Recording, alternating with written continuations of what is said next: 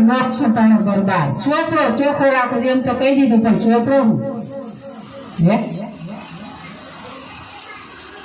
ગુરુ ના બધા સંતો કે છે પણ એમાં પછી એને મફમ હોય છે એમાં સમજવાનું આપણે હોય છે ચિત્તરૂપી તમારો ચોપડો છે એને ચોખ્ખો રાખજો કેમ જે વધારે જો ભજન સત્સંગ આમાં નખાય ને તો આજ નાખજો મારી તારી ન નાખતા મારી તારી નાખશો ને તો એ નડશે અને જો એને ભજન ને સત્સંગ કાયમી ને ભરી દીધો છે ને ચોપડો તો કોઈ જન્મમાં પૂર્વ જન્મ અહીંયા આવવાનું થાય ને ત્યારે સીધો છલાંગી દર્શનમાં નાખશે સીધો જ એના ચરતમાં જાય એના નૂરમાં જ જાય સીધો કેમ આવડું આ બધું નખાઈ ગયું છે કાંઈ બાકી નથી રાખ્યું કેટલું સંતો મહાપુરુષો કહી નાખે છે અને જો એ બધું એમાં જમા થાય છે આ બધા કે ને પૂર્વ જન્મમાં આપણે કોઈ જન્મમાં કર્મ કર્યા છે એટલે આ કર્મના આધીન આપણને આવો અવતાર મળ્યો છે અને અવતાર મળ્યો છે ને એવા દીકરા ભોગવટો બધું સંપત્તિ બધું એટલે આ કર્મ પ્રમાણે મળે છે કર્મ બીજની બની આ કાયા સોમ દોષ છે હંસા ચલી આયા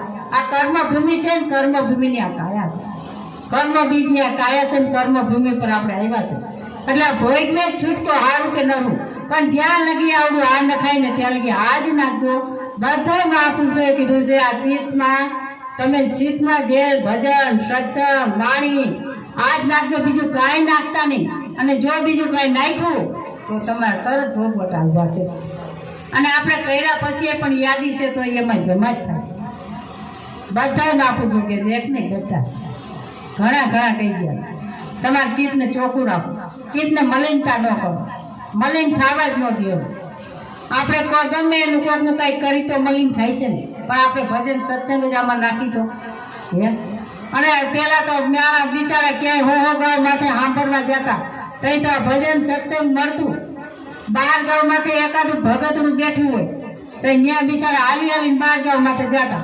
સવારમાં નીકળ્યા છે ઠાઈ ત્યાં પહોંચતા. અને અટાણ તો ભમરા જેવી ગાડીઓ છે તો આપણને જરા નડે છે.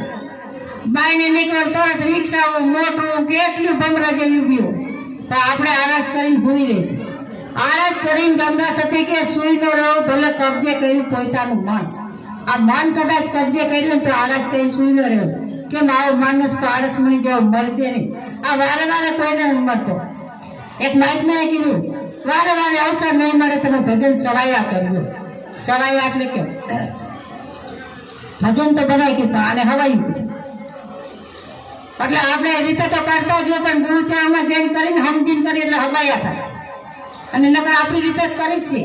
પણ ગુરુ એવા હોવા જો તત્વ લેતા કે આપણને તત્વ જુદા પાડીને આપણે છઠ્ઠા ચેતન તત્વમાં ફેરવી દે અને એમાં લઈ જાય એવા ગોતજો.